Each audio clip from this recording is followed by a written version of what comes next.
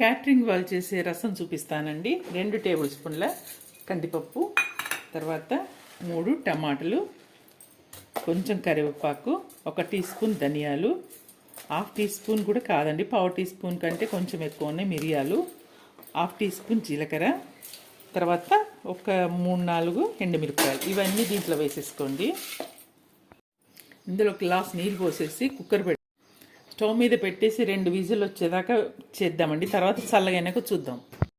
Cooker చల్లగా అయిందండి. అందులో నుంచి నీళ్ళు తీసేయండి. తర్వాత మిగతాదంతా మిక్సీ జార్లో వేసుకొని దీన్ని మెత్తగా మిక్సీ పట్టుకొని వద్దాము. మీకు టమాటా పైన తొక్క ఇష్టం లేకుంటే తీసేయండి. నేనైతే అలానే వేస్తాను, ఫైబర్ కొంచెం అవసరమే మనకు. నేను మిక్సీ పట్టుకొని వస్తాను. అది మిక్సీ పెట్టుకున్నానండి. మిక్సీ పెట్టి పక్క పెట్టాను. ఒక గిన్నె పెట్టాను స్టవ్ మీద. కొంచెం నూనె వేసుకోండి, తాలింపు వేసుకోవాలి. పోపు గింజలండి, 2 ఎండుమిరపకాయలు, జీలకర్ర, ఆవాలు వేసాను. తర్వాత దంచిన ఎల్లిపాయ, కొంచెం కరివేపాకు, పసుపు, తర్వాత మిక్సీ పట్టుకుంది ఇందులో వేసేయండి.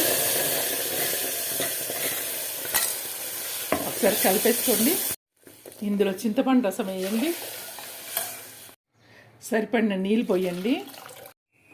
కొత్తిమీర అండి, సన్నగా తరిగిన కొత్తిమీర, సరిపడినంత ఉప్పు, చిన్న బెల్లం ముక్క. రుచి చూసుకోండి. అన్నీ సెట్ అయిపోయినాక మనము స్టవ్ సిమ్లో పెట్టుకోండి. సిమ్ కంటే కొంచెం ఎక్కువ పెట్టుకొని దీన్ని మరగనియద్దండి. చూడండి, మరగకుండా ఇలా మొత్తం ఇట్లా నురుగు వస్తుంది కదా, ఇలా రావాలి. సాంబార్ని బాగా మరగగాస్తే టేస్ట్గా ఉంటుంది. రసాన్ని మరిగియొద్దు అనమాట. ఇదంతా ఇట్లా బబుల్స్ లాగా పైకి వస్తుంది. పైకి వచ్చిన తర్వాత మనం బంద్ చేసుకోవడమేనండి. అందుకే స్టవ్ పెద్దగా పెట్టుకోకుండా చిన్నగా పెట్టాలి. చూడండి, నేను బంద్ చేస్తున్నాను. అయిపోయింది, స్టవ్ బంద్ చేసా.